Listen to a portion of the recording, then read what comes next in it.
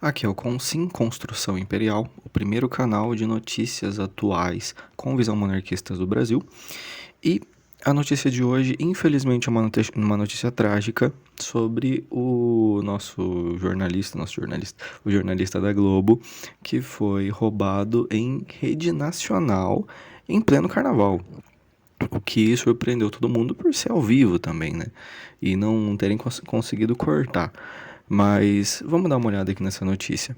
Basicamente, o repórter estava lá dando sua notícia no meio da rua.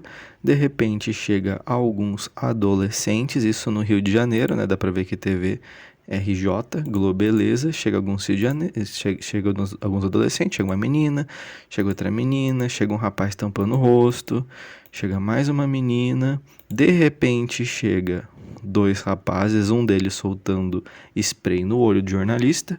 Depois eu vi um vídeo falando que essa espuma é tóxica para os olhos, não pode ser soltada nos olhos, e o rapaz poderia ter lesões no olho ou até perder a visão se ele não conseguisse tratar a tempo, de forma correta, que é sempre jogando água, né? Fica de aprendizado. Sempre que cair alguma coisa no teu olho, joga bastante água com abundância por 15 minutos, 20 minutos, que sai só água, não esfrega, não passa colírio, não passa outra coisa que pode acabar te deixando cego. Isso é uma questão de segurança pública. E logo em seguida, perceba que ele tem aqui na mão o celular, ele tem o celular na mão dele, aqui na mão esquerda. De repente, um adolescente pega o celular. É muito rápido, é muito rápido. Ó a mãozinha do meliante. É muito rápido. Ele pega o celular, sai correndo, mistura no meio dos outros, todo mundo começa a fazer aglomeração e o jornalista grita no finalzinho: cadê meu celular? Infelizmente é lamentável uma situação como essa. Depois a Inter TVRJ fez aqui um pronunciamento, mas o que eu gostaria de deixar claro é que, infelizmente, eles estão sofrendo da cria que eles mesmos criaram. A Globo criou essa cria. A Globo defendeu a educação de bosta que a gente tem. A escola não tem como educar os jovens, é tolhida de educação. Existe uma coisa chamada no Brasil chamada progressão continuada, que os jovens eles não podem repetir de ano. Então, o foco da escola não é educação, é passar o tempo do aluno. O professor tem que segurar o aluno na escola para passar o tempo dele. E a gente tem a nossa querida cultura da bandidolatria.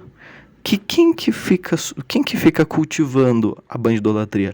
A própria Rede Globo é um desses canais de veículo de comunicação que fica idolatrando a bandidolatria, idolatrando o Oruan, sei lá o nome daquele diabo, fica colocando os bandidos como santo, com plena certeza, meu amigo. Eles também colocaram, né, nessa situação aqui, a Globo, que não queria o porte de arma, no plebiscito de porte de arma, que a população votou a favor do porte de arma, mas ainda assim o governo Lula, na época, não deixou o cidadão de bem ter arma.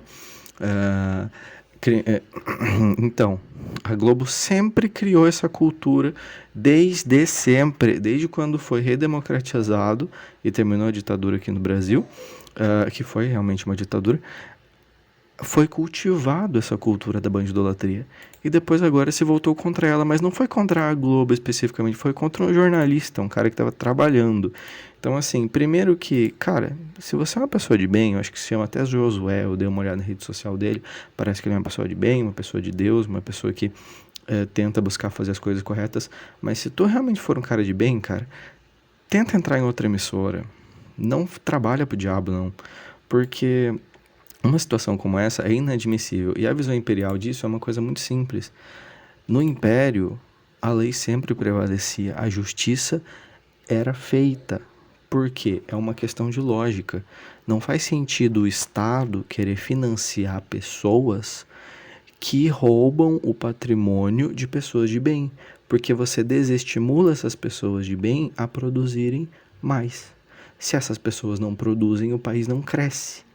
Então, uma das funções do Estado é simplesmente também coibir esse tipo de atitude e punir severamente esse tipo de atitude, coisa que infelizmente nossa república não faz. E esse que é o problema, por ser uma república democrática, onde a maioria vota, e quando a maioria for bandido? Nós vamos ter uma bandidocracia. que é o que provavelmente a gente está vivendo aqui agora. A elite é bandida e ela que determina as leis a favor dos bandidos, a favor da saidinha da prisão e do roubar um celular. O jovem só roubou um celular para tomar uma cervejinha, igual nosso presidente fez. Isso não é de surpreender ninguém. Todo mundo votou para isso, votaram para isso, a população votou. A Globo fez campanha. Mas a questão principal é: nossas escolas estão socateadas com esse tipo de jovem. Agora imagina 40 jovens numa sala de aula assim. Essa é a realidade do professor. Aí eu até puxei aqui para ver as notícias no Rio de Janeiro sobre educação, porque são adolescentes, né? Então provavelmente tem alguma coisa de educação. Mas a metade dos estudantes não tem noção básica de matemática, isso é nível Brasil. Mas esse aqui surpreendeu. São Paulo, RJ e Minas Gerais vão mal em testes de aprendizagem e derrubam o resultado de desempenho na educação do país. Isso aqui é 2024. Então, assim, nossos jovens estão ficando imbecis, estão ficando tontos e agora bandidos. Se dependesse de mim, aí não é uma questão de visão monárquica, é uma questão pessoal. Se dependesse de mim, todos os que estavam aí poderiam ser enquadrados como organização de quadrilha, roubo e ser punido na medida da lei. Porque isso é sem fiança, sem diminuir pena, sem progressão de regime de pena. Não. Vai preso, tchau. Fez coisa errada? Tchau. Não conseguiu nota? Repete. O adolescente vai aprendendo no decorrer do tempo a principalmente não andar com idiota.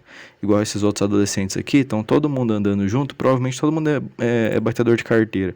Olha o sorrisinho na cara do cara que ele sabe o que aconteceu. Todo mundo aqui é cúmplice. E por serem cúmplices, eles precisam sofrer a pena para tal.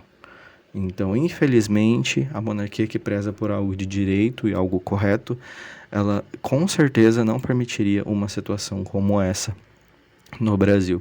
Coisa que antes a gente tinha segurança e agora nem tem. Para você ter uma ideia, na época do imperador, o imperador andava sozinho no Brasil. Existem escritos dizendo que o imperador ele pegava o metrô, acho que ele pegava trem na época, e ia para o interior do país sozinho, para fiscalizar como é que estava a cidade.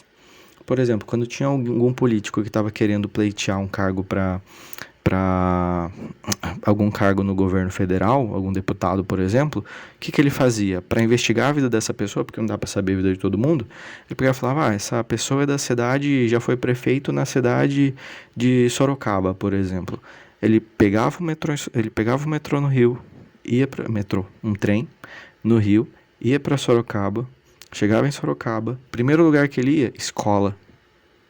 Ia para a escola para ver como é que era a condição da escola. Se os professores tinham materiais, se a escola estava bem construída, se tinha um lugar decente para conseguir ter aula e se os adolescentes eram disciplinados. O segundo lugar que ele ia, na delegacia, para ver se o delegado estava trabalhando corretamente, para ver se os policiais estavam recebendo o salário correto, para ver se as leis estavam sendo aplicadas de forma correta. Então e depois ele tinha um livrinho preto. Esse livrinho preto era o quê?